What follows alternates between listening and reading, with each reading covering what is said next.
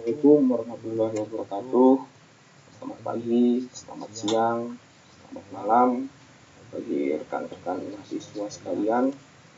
Di sini saya akan melanjutkan materi kuliah dasar-dasar satuan operasi atau biasa kita sebut sebagai satuan operasi 1.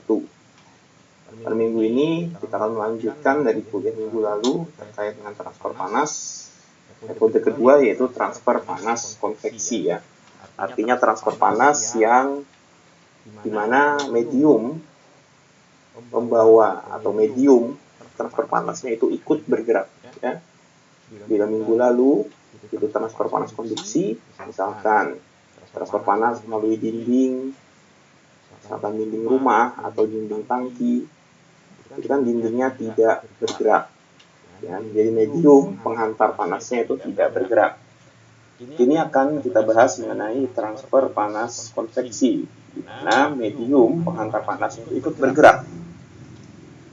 Yang biasanya bisa bergerak itu adalah fluida, bisa cair, bisa gas ya. Dalam hal ini mungkin air atau angin, yang biasa digunakan sebagai media pendingin atau pemanas. Transfer panas konveksi sendiri itu dibagi menjadi dua jenis ya, yaitu konveksi paksaan atau forced convection dan konveksi natural atau natural convection.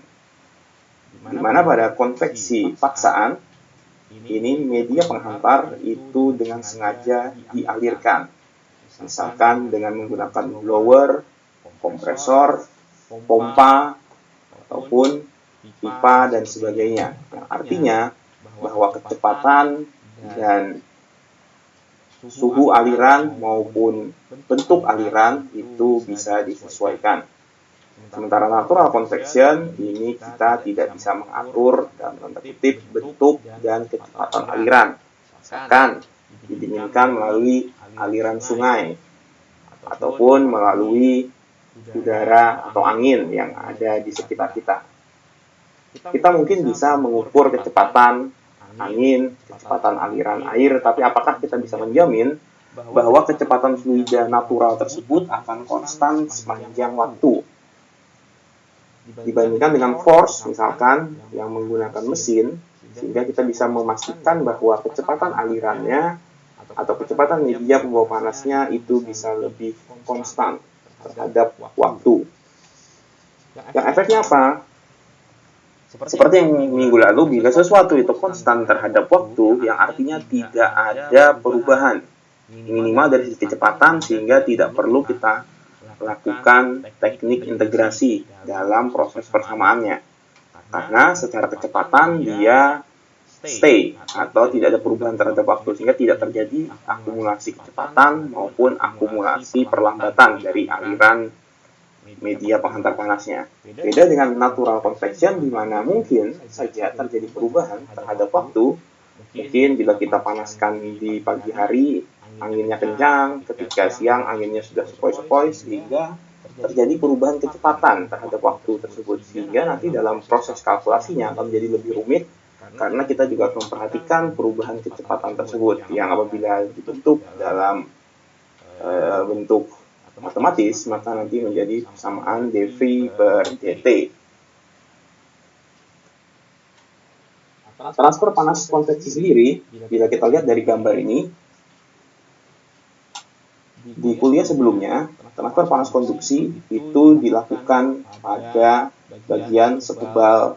Misalkan ini ada tembok, misalkan tebalnya adalah delta X, maka transfer panas konduksi itu berjalan sepanjang delta X ini.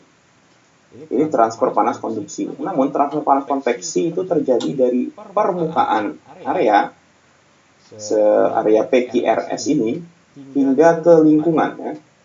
Artinya terjadi penurunan suhu, misalkan suhu permukaan, surface ini adalah TS, hingga kemudian suhunya turun menyamai suhu lingkungan. Ya. Yang artinya proses konveksi ini nanti lama-kelamaan akan steady state. Arti steady state adalah bahwa suhu di surface ini nanti lama-lama akan menyamai suhu lingkungan. Di sini ada Q, artinya ada panas yang ditransfer dari suatu permukaan ke lingkungan, atau ke suatu area yang luas, ada TS, yaitu suhu surface atau suhu permukaan, dan ada T tak hingga, ini biasa kita sebut sebagai suhu lingkungan, dan ada fluida yang mengalir atau fluida penghantar panasnya. Ini misalkan angin menerpa permukaan ini sehingga menurunkan suhunya turun karena ada perbedaan suhu di antara surface dengan lingkungan, artinya ada panas yang dialirkan.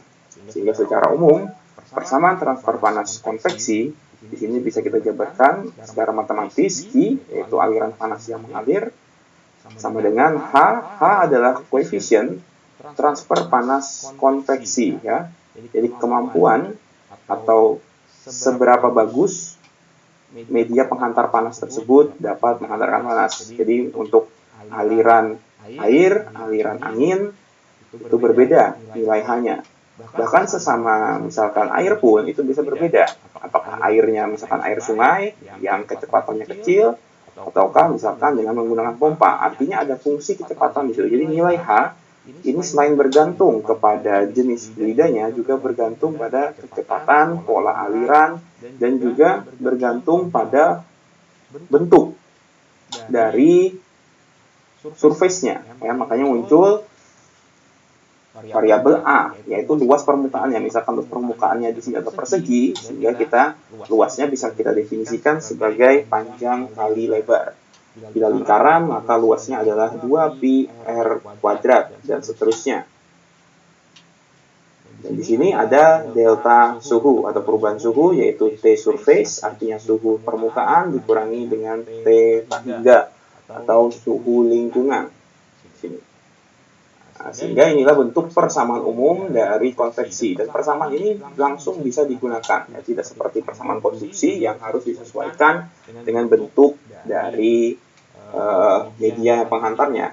Walaupun secara detail sebenarnya nilai H itu kita tidak bisa menjabarkan secara langsung, kita hanya bisa melakukan pendekatan. Bila kita ingin melakukan atau mengukur nilai H secara pasti, maka harus dilakukan perhitungan yang lebih kompleks, ya. Artinya kita meninjau pola aliran, kita meninjau media transfer panasnya, kita meninjau konduksinya, dan lain sebagainya.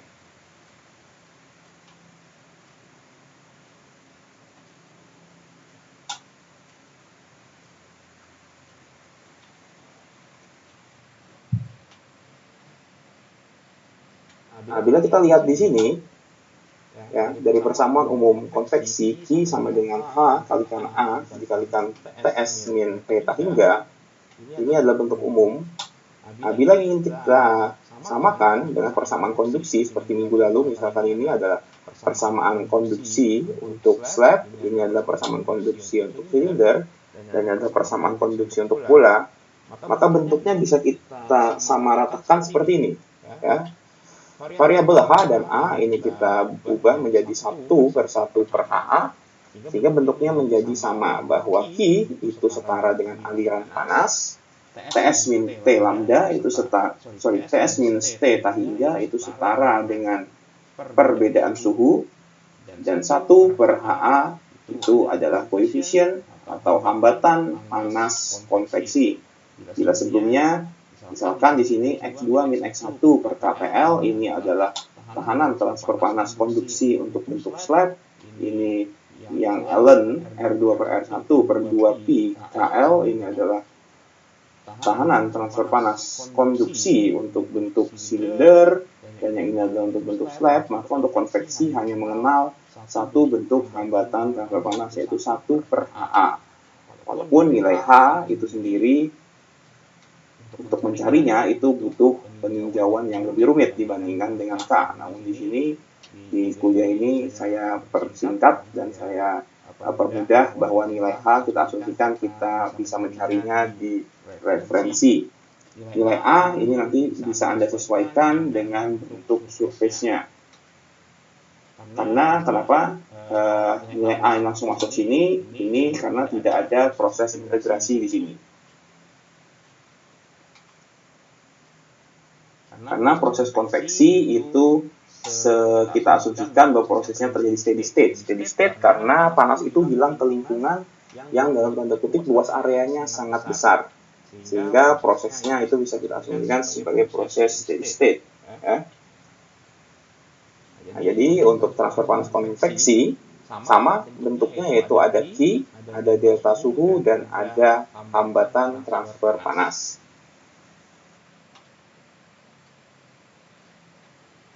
Nah, misal seperti ini. Misal ada suatu silinder, bisa tangki, bisa tabung, atau apapun. Kan? Tabung itu di dalamnya kopong, artinya biasanya kita isi cairan di sini. Dan ada tabung dengan tebal sekian yang berwarna merah lebih gelap ini. Ya, jadi sebenarnya proses transfer panas dari dalam tabung, ya, bisa kita lihat di jarak sini. Sumbu X adalah distance from center, artinya jarak dari pusat silinder. Dan sumbu Y adalah temperatur. Kita misalkan di pusat silinder, itu suhunya adalah TI. Dan suhu di bagian dalam, di bagian dinding dalam, itu adalah T1. Sehingga sebenarnya panas itu terjadi penurunan suhu mulai dari T1 sampai TI, itu secara konveksi. Jadi misalkan tabung ini diisi air, maka dari tengah, dari pusat tabung tersebut sampai mengenai dinding pertamanya atau dinding dalamnya itu terjadi perpindahan panas secara konveksi. Nah, selanjutnya dari T1 ke T2, artinya dari dinding dalam sampai ke dinding luar, permukaan dinding luar, itu terjadi transfer panas konduksi. Ya, karena dia melewati suatu benda, yaitu misalkan plat baja atau apapun, tabung ini dibuat melalui media tersebut. Bila yang pertama ini dia melalui konveksi, misalkan ada air atau ada gas di dalam situ. Ya. Sehingga di sini kita lihat bahwa yang pertama itu ada konveksi, ya, biasa kita sebut sebagai inside convection, ya, di dalam pipa atau di dalam tabung. Lalu ada konduksi sepanjang metal, sepanjang logamnya. Dan ada yang terakhir, yang ketiga adalah outside convection, yaitu dari suhu permukaan luar sini, T2, sampai dia panasnya ditransfer secara konveksi hingga pada suhu T tak hingga, atau bisa kita sebut suhu lingkungan. Nah, karena di bagian dalam pipa ini terjadi konveksi, maka ada namanya transfer atau coefficient transfer panas konveksi dalam, HI. Bahannya, karena transfer panas konduksi, sehingga ada nilai konduktivitas dari bahan ini. Dan di luar juga ada nilai koefisien transfer panas konveksi dari permukaan luar ke lingkungan, yaitu H0. Nah, sesuai dengan persamaan sebelumnya, bahwa untuk konveksi dalam, mulai dari pusat tabung sampai ke permukaan dalam, itu ada konveksi, sehingga bentuk dari R atau hambatan panas konveksi dalam yaitu 1/H1 kalikan A1. Ya, H1 itu adalah koefisien transfer panas konveksi di bagian dalam dikalikan dengan luas areanya. Luas areanya apa? Luas areanya itu adalah seluas luas lingkaran dari luas permukaan dari dinding dalam ini, yaitu sebenarnya adalah Pi kalikan D kalikan RI, misalkan ini adalah jari-jarinya adalah RI, Pi kalikan 2Pi kalikan RI kalikan L. Nah, sementara untuk konduksi, yaitu dari T1 hingga T2, itu mengikuti hambatan panas konduksi untuk silinder, yaitu ln R0, yaitu R luar, mulai dari pusat sampai ke permukaan terluar dibagi dengan RI, yaitu dari permukaan pusat sampai ke permukaan dalam. Dan R0 per RI, atau bisa biasanya disebut R2, R2 yaitu R yang lebih besar, dibagi dengan R yang lebih kecil, dibagi dengan 2Pi kalikan K, nilai konduktivitas, dan kalikan L, atau panjang pipa atau panjang tangkinya.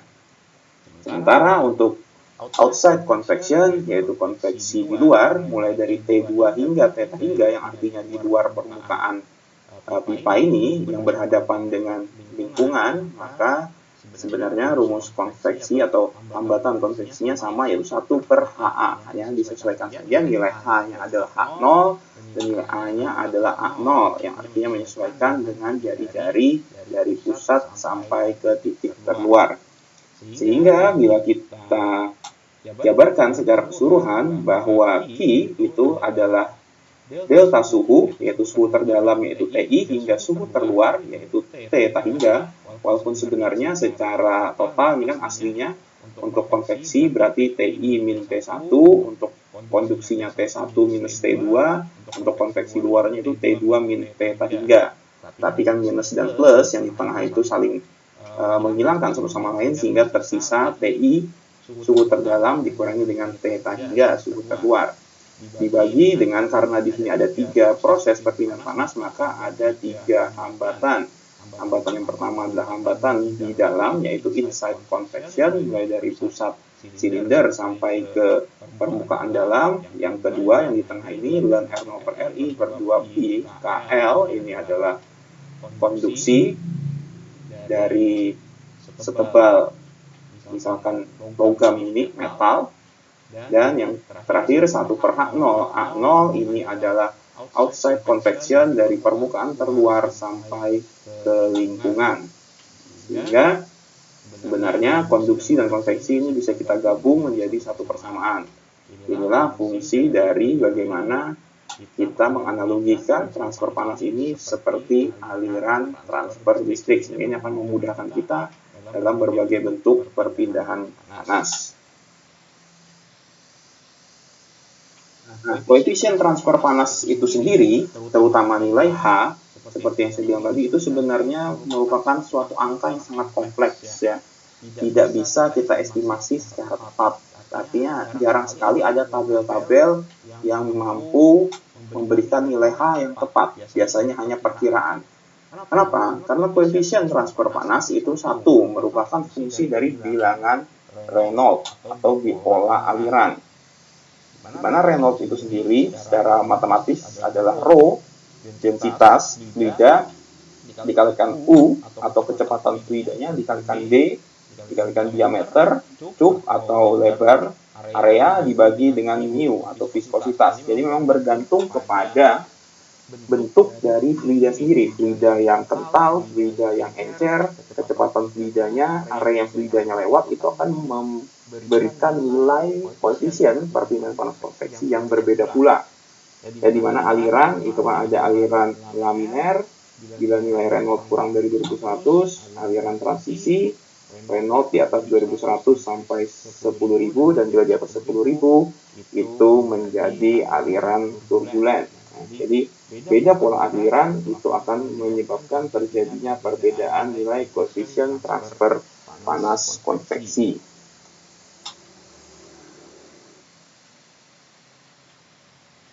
Nah, selain karena beda pola aliran, juga terjadi perbedaan antara perbandingan antara mekanika fluida dengan transfer panas. Jadi sebenarnya karena transfer panas konveksi itu media penghantarnya bergerak, sehingga kita juga harus memperhitungkan selain transfer panas, kita juga harus memperhitungkan mekanika fluidanya. Karena terkadang mekanika fluida itu bisa saja mengambil peranan yang lebih penting dibandingkan dengan transfer panasnya. Jadi misalkan media pembawanya adalah air, ya, digunakan untuk memanaskan,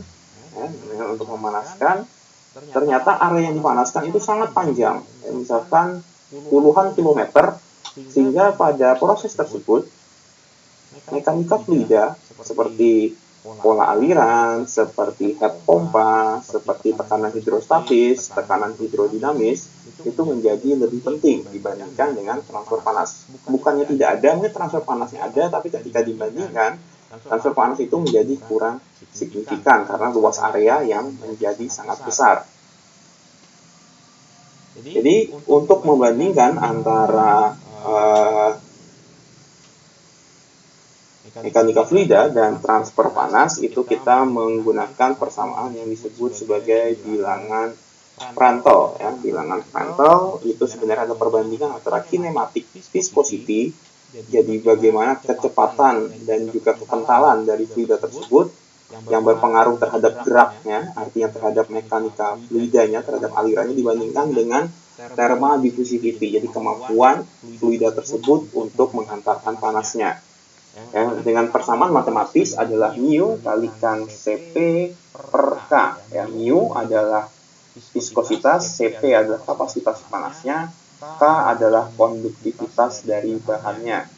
Sehingga bisa kita lihat di sini bahwa misalkan nilai bilangan Prandtl itu lebih dari 1, yang artinya bahwa nilai K itu sangat kecil, ya, atau nilai mu sangat besar, artinya sangat kental, dan juga misalkan K-nya itu sangat kecil, misalkan dia melalui suatu isolator, misalkan ada pipa misalnya pipa plastik gitu ya, pipa plastik yang sangat panjang sekali dan dialiri suatu fluida yang sangat kental, maka mekanika fluida itu menjadi lebih penting untuk ditinjau. Artinya transfer panas yang terjadi di situ sangat kecil sekali, sehingga kita bisa lebih mengabaikan. Artinya konveksi di situ itu sangat kecil, sehingga artinya bahwa mekanika fluida itu yang mengambil peran lebih penting. Beda cerita misalkan nilai Prandtl itu kurang dari 1, yang artinya bahwa misalkan alirannya sangat encer dan juga dia mampu, artinya koefisien kapasitas panas dari fluida tersebut sangat besar.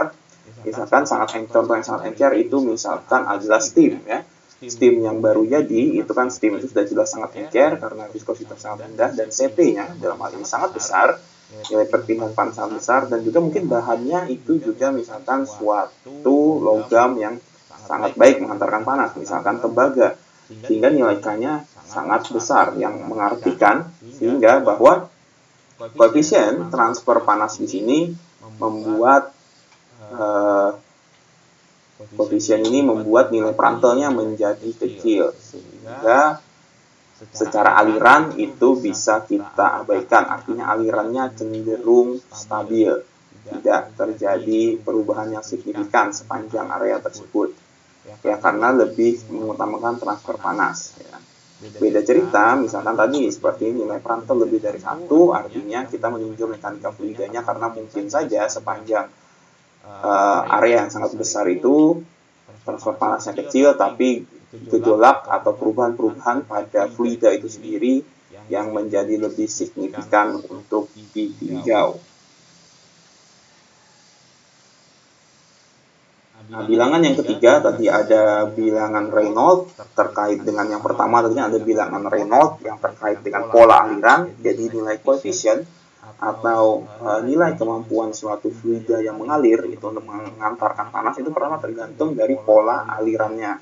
Ya, jadi seberapa cepat dia mengalir, kan rho V D per mu, artinya densitasnya dan juga viskositasnya itu bergantung, artinya semakin cepat atau semakin alirannya semakin tenang dan aliran semakin berombak, itu akan menyebabkan perbedaan nilai koefisien atau daya hantar panas. Yang kedua tadi yaitu dari bilangan Prandtl, itu juga bergantung pada jenis bahan, ya, jenis bahan penghantarnya, artinya dia mengalir di dalam bahan seperti apa, dan juga dia tanda di rumusnya Prandtl itu adalah mu Cp per K, yang artinya bila fluidanya semakin kental maka pola aliran itu menjadi lebih signifikan untuk ditinjau dibandingkan dengan kemampuannya untuk mentransfer panas.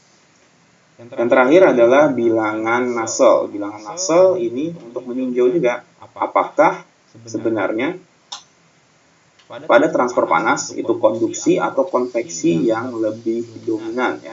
Jadi misalkan ini ada suatu aliran dari Q yang bergerak sepanjang L, ya. Sepanjang L, panjang tegak L dengan suhu awal T2, suhunya turun menjadi T1, sehingga delta T-nya adalah T2 min T1. Bila transfer panas ini kita asumsikan sebagai transfer panas konduksi, maka persamaan umumnya adalah min K kalikan A kalikan delta T per L, ya. Sementara untuk konveksi yaitu H kalikan A kalikan delta T, ya. Dia tidak ada L yang untuk konveksi, ya, di sini. Jadi sebenarnya bila kita bandingkan Q konveksi per Q konduksi, maka hanya menyisakan A-nya sama dan delta T-nya sama, sehingga menyisakan HL per K. Itu setara dengan disebut sebagai bilangan Nusselt. Nah, bila bilangan Nusselt-nya lebih dari 1, maka proses transfer panasnya itu dominan konveksi. Sementara bila Nusselt-nya kurang dari 1, maka proses transfer panasnya itu dominan konduksi. nilai Nusselt ini nanti akan menentukan apakah kita lanjut atau tidak untuk mencari nilai koefisien transfer panas konveksi ini. Karena dalam dunia teknik kita bisa mengabaikan suatu persamaan itu bila dirasa tidak signifikan ya. Jadi misalkan bahwa di proses perpindahan panas ini ternyata konduksi itu lebih dominan, ya maka kita bisa mengasumsikan keseluruhan proses ini sebagai konduksi saja. Atau bisa juga keseluruhan proses ini sebagai konveksi. Ya, yang artinya bahwa nilai koefisiennya itu menyesuaikan dengan kebutuhan. Jadi seperti tadi dibilang bahwa koefisien transfer panas untuk konveksi yaitu variabel H itu bergantung pada pola aliran, jenis aliran, dan juga dibandingkan dengan konduksi ya. Jadi dibandingkan dari jenis bahan dan juga dibandingkan dengan panjang atau seberapa jauh dia bisa mengalir di situ. Sehingga pada persamaan perpindahan panas konveksi ini sebenarnya persamaannya sangat sederhana. H kalikan A kalikan delta T, cuma saja nilai H-nya pada penggunaan dunia nyata nanti mungkin Anda tidak akan bisa mendapatkan nilai yang eksak. Biasanya hanya nilai perkiraan atau range, batas atas, batas bawah. Nah, karena di dunia nyata nanti Anda harus menghitung nilai H berdasarkan eksperimen. Ya, eksperimen seperti apa? Anda cek nilai Reynolds-nya, Anda cek nilai Prandtl-nya, dan Anda cek nilai Nusselt-nya.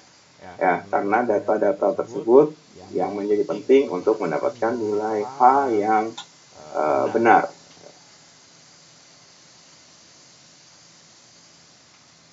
Baik, terima kasih. Itu materi untuk minggu ini, perpindahan panas konveksi. Dan jangan lupa untuk mengisi kuis